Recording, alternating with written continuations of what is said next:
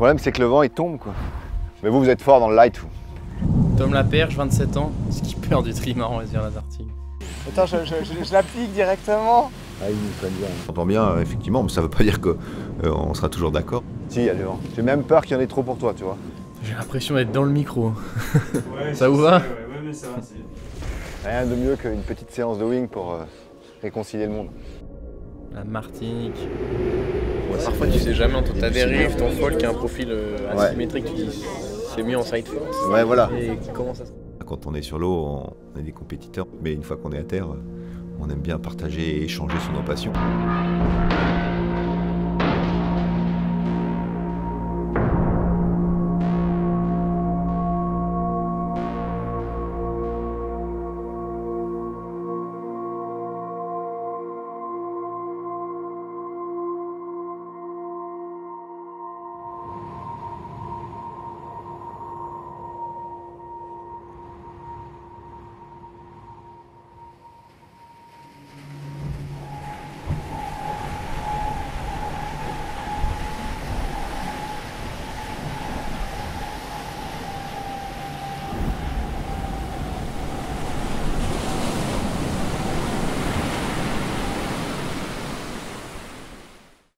J'ai 5 minutes, je sais pas si te dire au revoir. Moi j'ai cette chance de... Moi j'ai beaucoup de respect, beaucoup d'amitié pour Tom. Il est jeune, ça fait qu'il a une forme d'inconscience et il va pas se poser de questions, il va foncer et il l'a prouvé dès le début. Au départ du Tour du Monde, j'ai vraiment une idée, c'est boucler le Tour du Monde avec Trimaran SVR Lasertic. Et je sais que les prétendants qui risquent d'être, en tout cas dans les premiers jours, forcément il y a Armel et Banque Populaire et Gitana et Charles. Et puis Thomas et Sodebo, c'est les 3 bateaux qui, sur le papier, sont les concurrents de SVR Lasertic. Là, il y a une cellule qui se développe, qui a eu 30 000 avant, donc une demi-heure avant, quoi. La bascule, elle est là, quoi. La première bascule, elle est là. Ouais. Pas mal de mer, même si le vent va mollir. Là, on va attaquer une partie compliquée, donc j'espère qu'il est bien reposé, bien dans sa tête. On va passer Madère cette nuit. Petit reaching, on va chercher un gros front là, avec un peu de vent dedans et un peu de mer. La nuit va être agitée. Ouais, on traverse un front. Alors un front, c'est une zone où le vent change de direction, c'est un conflit de masse d'air. Et la mer est très désordonnée, puisque le vent, on a une mer forte, c'était une mer de sud-ouest avant, et derrière on a du vent de nord-ouest. Donc ça fait une mer croisée, on appelle ça des mers casse-bateaux. Et les multicoques notamment souffrent énormément dans ces conditions-là. Donc souvent, derrière un front, on ralentit, c'est toujours très difficile de savoir derrière la vitesse qu'on va faire. Là, je ne pouvais pas dépasser 22-23 nœuds. Ce front, il est quand même costaud, hein. La théorie de routage, c'était d'aller plus nord, d'aller chercher le front un peu plus nord, dans des conditions plus musclées. Et on va tous un peu plus sud. Moi, je suis plutôt à chaque fois à chercher à être le plus sud de la flotte en disant ce sera toujours ça de gagner et un peu moins fort. Et on se retrouve avec Charles à être les 2 premiers à aller vite vers ce front. Et cette nuit, c'était quand même des grosses vagues, de la pluie, des éclairs. Ouais, c'est pas très souvent des fronts comme ça. Ah, c'est vrai que les conditions pour naviguer, elles sont dures. Enfin, moi, je crois que j'ai jamais connu aussi dur avec ce bateau, ça c'est sûr. Aussi violent.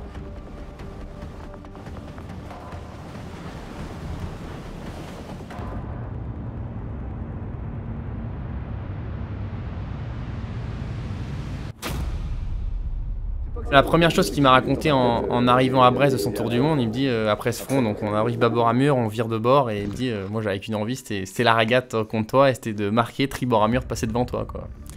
Et ça me fait sourire parce que c'était sûrement même une connerie de sa part de se dire on va accélérer juste derrière un virement de bord d'un front quand la mer est pourrie. Après le front, j'ai été un peu impatient, je pense, et j'ai accéléré un petit peu trop, et le bateau s'est emporté dans une accélération, et il est venu taper dans une vague très forte. Je savais que la mer était désastreuse, ça faisait une demi-heure déjà que je faisais que ralentir, et j'ai voulu relancer un peu trop tôt, quoi. C'est idiot. On n'a pas le réveil de tout à l'heure, là. Vanny a passé une bonne nuit. Remarque qu'il l'a senti, hein, Ouais, le planter, j'espère que j'ai rien pété. Bah si, t'as pété un carénage. C'est ça le résultat du planter. Ah ouais, t'es au courant alors du coup? Je vous ai entendu. Bah, tu vois, là, en avril, où on avait pété le carénage, bah, là, c'est un peu plus gros. Là, c'est...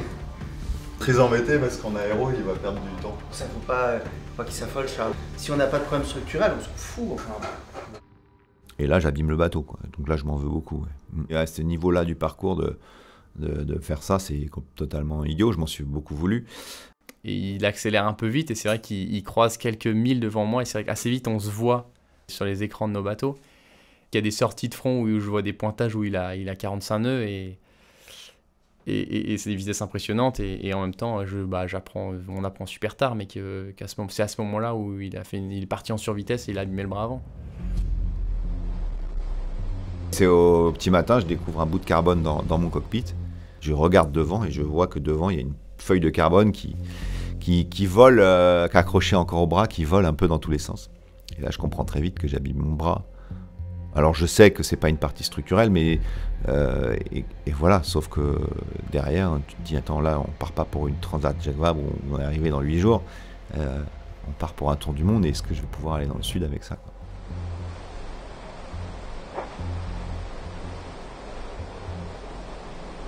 Assez rapidement, moi j'ai envoyé des photos, je voyais que la partie structurelle n'était pas endommagée, et on s'est dit, il n'y a aucun souci. Alors on a fait, derrière ils m'ont rassuré, en fait, après à terre ils se posaient quand même des questions, ils ont fait des doubles, triple checks de tous les sens, on a repassé, on a même fait des simulations où là, je cassais une partie de la structure parce qu'on y a...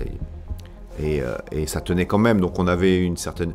on m'a justement trouvé quelque chose de très astucieux pour renforcer et éviter que justement les impacts des vagues abîment trop cette face plane qui est structurelle. Là on est en ligne avec Charles qui est en train de réparer la face avant du bras avant. Et du coup on le guide un peu dans les étapes de stratification.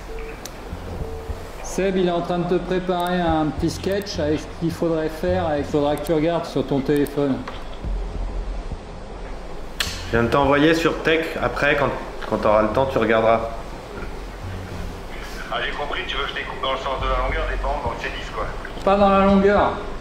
Tu découpes en deux le patch pour faire 2 morceaux carrés en fait. Oui, c'est ça. Ah ouais.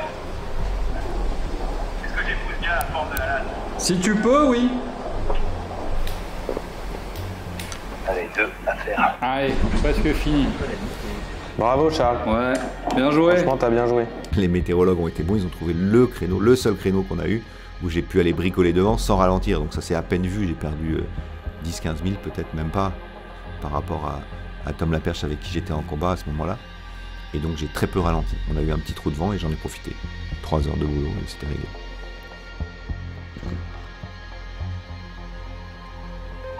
Ouais, bah forcément, Tom mettait la pression, et je devais lui mettre aussi, on a poussé les bateaux assez loin. On est entre 30 et 35 nœuds, parfois 38-40. Hop. Assez rapidement, on a vu que le scénario se présentait, qu'on allait sans doute avoir un décalage avec les autres, donc ça donnait envie d'être devant, et j'avais pas envie de lui laisser le moindre mille, donc ça me stressait, mais ça m'a stimulé aussi énormément. J'aurais pas tenu ce rythme-là sans lui. Assez vite on renvoie les grands génaqueurs et là pour le coup on fait la manœuvre bord à bord mais vraiment à 0,5 000 quand on se voit. J'étais assez content d'envoyer le génaqueur un peu plus vite que lui. Dernière 24 heures moyenne, on a perdu un peu de distance sur le Tom. La route était bien longue. On faisait attention à tout, même dans les manœuvres, j'essayais de pas perdre un mille. Voilà, je réfléchissais à comment j'allais faire mes transitions de voile sans ralentir trop. J'étais stressé, mais c'est là où je pense le meilleur, dans ces situations-là aussi. Ça m'a aidé à rentrer dans la course et de penser à autre chose et pas trop penser à l'enjeu.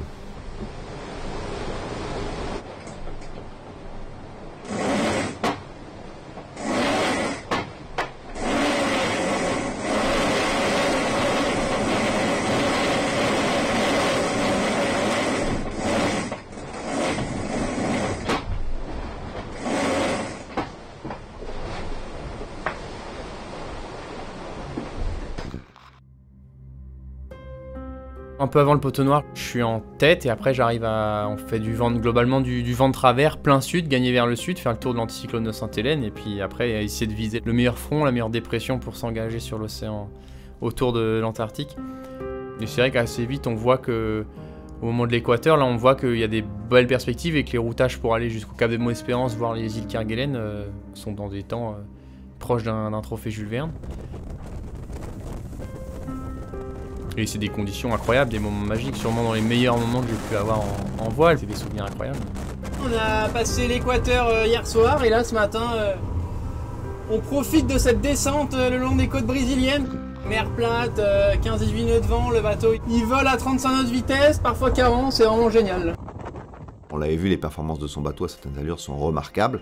Je savais que c'est lui qui attaquerait sans doute le plus parce que Armel allait être plus posé, Thomas aussi, en se disant bon, la route est longue. Mais sur la première partie, on a tous envie d'être devant parce que si tu es le premier, tu peux prendre un système d'avance et c'est ce qui m'est arrivé. Donc pour moi, c'était capital de laisser aucune personne devant. Et je pense que Tom avait la même analyse. Et on n'a pas forcé sur les bateaux. La météo était très clémente. Et du coup, les bateaux ne souffraient pas. Et quand ils ne souffrent pas, on peut taper dedans. Ouais, petit réveil matinal. Des belles couleurs. On descend vers le sud. On vient de changer de voile. Il est encore chaud ici. J'étais pas tant que ça, comme on peut le dire ou le croire, dans une dimension de jeunes hyper fougueux à vouloir faire de la compétition et à pas avoir cette vision de tour du monde. On avait des conditions où c'était facile d'aller vite et le bateau presque il demandait qu'à aller vite et il fallait en profiter et tu sais que ces milles ils sont faits dans des conditions où le bateau on l'use pas, presque on peut naviguer à 35 nœuds de moyenne sans forcer. Et après voilà, on sait qu'on voit que le sud ça s'ouvre plutôt bien, devant une dépression on va pouvoir aller vite et à ce moment là on arrive à creuser, mais je me rappelle d'un message où on échangeait avec Charles un peu de tout et de rien. Et je sais plus, on parle du nouveau bateau j'étais à 18 qu'ils sont en train de construire et il me dit ce qui est sûr c'est qu'il ira plus vite à cette allure là. On a échangé un peu, on a parlé de tout et de rien. Et je disais, bah, tu te rends compte, qu'est-ce que tu vas faire après? Toi, t'as 30 ans, t'as 28 ou 25 ans, 26 ans, t'auras fait un tour du monde. Moi, c'est un peu mon Graal, quoi. J'ai attendu, mais j'ai dit, ça va être, qu'est-ce que tu vas faire après? Et il était assez marrant parce qu'il me dit, bon, il n'y a pas que la voile dans la vie, et il a raison. C'est vrai qu'on a autre chose, et ce qui nous permet parfois d'ailleurs d'évacuer la pression. Il n'y a pas que ça. Et donc, c'était sympa, c'était une belle discussion. Avant cette descente de l'Atlantique, franchement, il y a quasiment aucun souci. Des mini petites choses à vérifier, à resserrer, des trucs qui... Mais franchement, c'est des soucis mineurs. Presque, je me disais, mais il peut rien nous arriver, quoi. Enfin, il y avait des mini bricoles, des trucs à regarder, mais franchement, je me disais, ben ça va super, quoi.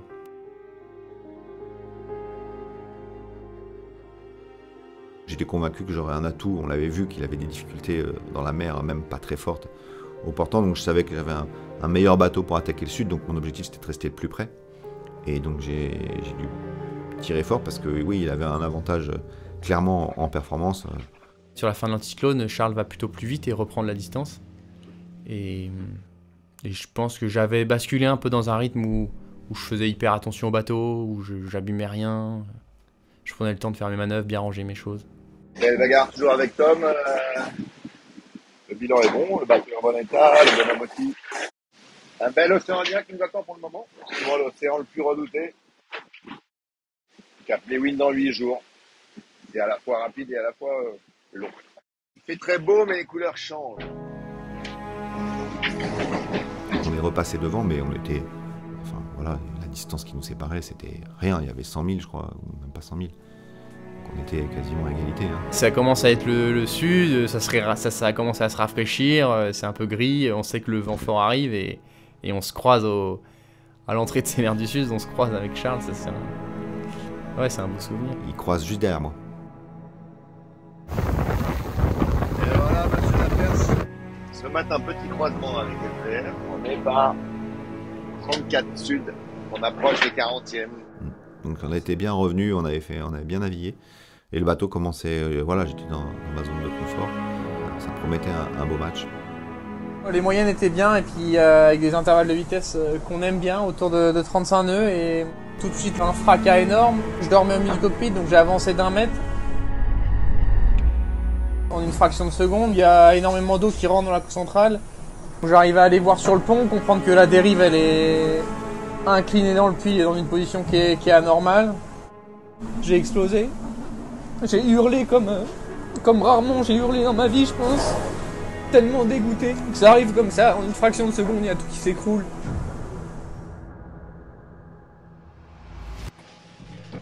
Salut à tous. Ce matin, triste nouvelle, puisque Tom a eu un souci sur son bateau. Il a tapé une avarie qui m'a l'air importante. On vivait un bon moment ensemble, et puis c'est quelqu'un que j'apprécie, et que voilà, ce qui lui est arrivé, on le souhaite à personne. On en a tous peur que ça nous arrive. C'est totalement injuste, ça fait partie de notre sport, mais ça fait partie de tous les sports mécaniques. On était avec Gitana tous les deux en tête de flotte, on avait de l'avance sur les autres, on était dans un système météo d'écart, on allait avoir des temps et une météo qui était plutôt très belle pour aller jusqu'en Australie. Et je sais que ça, en tout cas, ça va s'arrêter et qu'on va changer de registre. Quand il casse, il y a forcément une tristesse pour lui, voilà. Et il y a aussi une forme de soulagement et de changement aussi. Passer le cap Bonne-Espérance, c'était pas l'entrée dans l'Indien, c'est le cap des Aiguilles que j'ai passé quelques heures plus tard. Ça marque la fin de l'Atlantique, le début du Sud.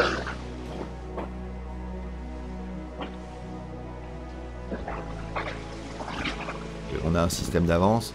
Je vois que les autres ont des soucis techniques. Moi, à ce moment-là, mon bateau il est en parfait état, à part cette histoire de bras. Donc là, je commence à me dire, j'ai la course en main, mais en même temps, ça va être tellement long. Et le vrai challenge, et c'est ce que j'avais dit dès le départ, j'avais un peu oublié ce que j'avais dit dès le départ à cause de Tom, mais le vrai challenge, c'est de finir.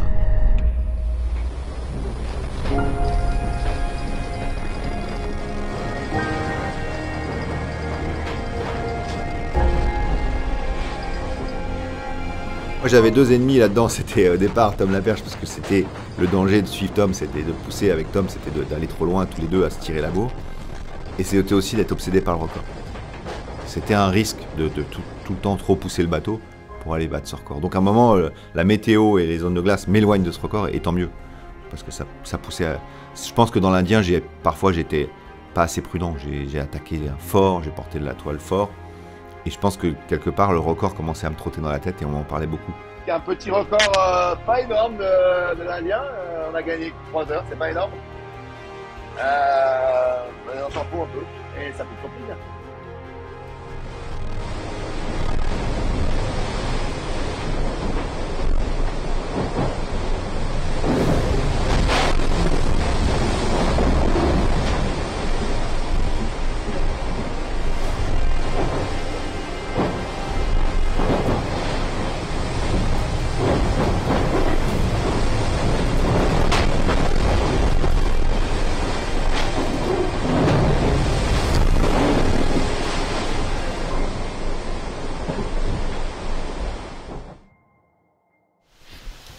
C'est calmé ou quoi? Ouais, 25 en moyenne là. Une cellule de routage, c'est des gens qui sont connectés H24 comme s'ils étaient presque à bord. En fait, c'est comme des navigateurs qui, à la place de faire leur travail à bord, le font à terre, donc dans des meilleures conditions. Il était chaud pour hisser son gien maintenant, quoi. On l'avait pas vu venir quand même, ce truc-là. C'est pas grave s'il y a du vent. S'il y a du vent, le bateau, tu peux remonter tranquillement sous les vaisselles, à Derry. Non mais Charles, la photo générale, elle est tellement cataclysmique qu'il y a 0% de chance que demain on dise ah bah c'est bon, on est serein, bon, on peut continuer si tu veux. Yeah, I feel like a monster, and I'm just here to haunt you. I've become your nightmare, slipping in your dreams. I'm the definition of the worst kind of me now.